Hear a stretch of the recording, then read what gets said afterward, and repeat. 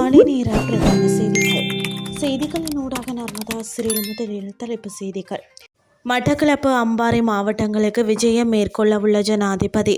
ஏனியிலிருந்து தந்தை விழுந்ததில் 3 வயது மகன் பரிதாபமாக உயிரிழப்பு.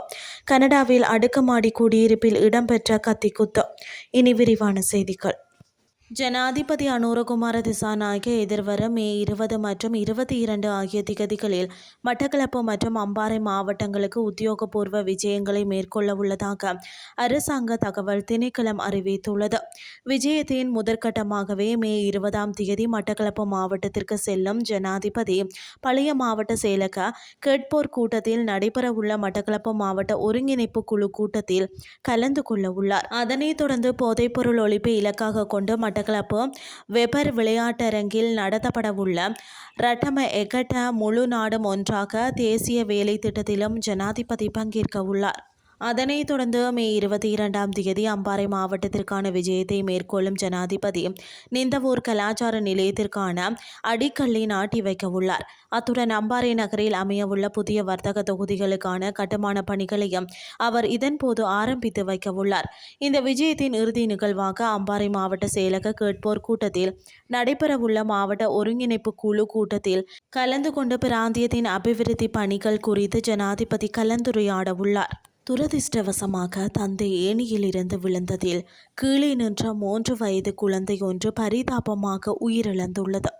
உயிரிழந்தவர் கம்பளை அடியகடவத்தை நரன்விதா பிகில்லதெனியா பகுதியை சேர்ந்த 3 வயது சிறுவன் ஆவான். தந்தை தண்ணீருக்கு குழாய் எடுப்பதற்காக ஏணியில் ஏறிய போது அவருக்கு பின்னால் வந்த குழந்தை கீழே காத்திருந்தது. அப்போது ஏணியில் இருந்து ஒரு பலகை விழுந்ததால் தந்தை குழந்தையின் மீது விழுந்ததாக கூறப்படுகிறது. காயமடைந்த தந்தையும் மகனும் கம்பளை மருத்துவமனையில் அனுமதிக்கப்பட்டுள்ளனர். அங்கு குழந்தை ஏற்கனவே உயிரிழந்து விட்டதாக தெரிவிக்கப்பட்டுள்ளது. காயமடைந்த தந்தை தற்போது மருத்துவமனையில் சிகிச்சை பெற்று வருகிறார். மேலும் கம்பளை காவல்துறையினர் இந்த சம்பவம் குறித்து மேலதிக விசாரணைகளை மேற்கொண்டு வருகின்றனர்.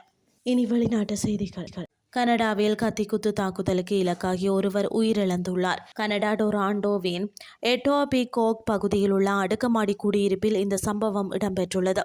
சம்பவத்தில் 30 வயது மதிக்கத்தக்க நபர் ஒருவர் உயிரிழந்துள்ளார். சம்பவம் தொடர்பில் மேலும் தெரிய வருகையில் கிப்ளிங் அவென்யூ மற்றும் அல்பியன் சாலை சந்திப்பு பகுதியில் இந்த சம்பவம் நடந்துள்ளதாக டொராண்டோ காவல்துறையினர் தெரிவித்துள்ளனர். தகவல் அறிந்து சம்பவ இடத்திற்கு விரைந்த காவல்துறையினர் உடலில் பலத்த கத்திக்குத்து காயங்களுடன் உயிருக்கு போராடி கொண்டிருந்த நபரை மீட்டுள்ளனர்.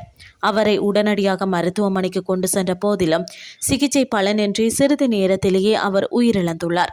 சம்பவத்துடன் தொடர்புடைய சந்தேக நபர் சம்பவ இடத்திற்கு அருகிலே கைது செய்யப்பட்டுள்ளார். சம்பவம் குறித்த மேலதிக விசாரணைகளை காவல்துறையினர் மேற்கொண்டு வருகின்றமை குறிப்பிடத்தக்கது. இத்துடன் செய்திகள் யாவும் நிறைவடைகின்றது. அடுத்த இரவு 8:30 எதிர்பாருங்கள். நன்றி.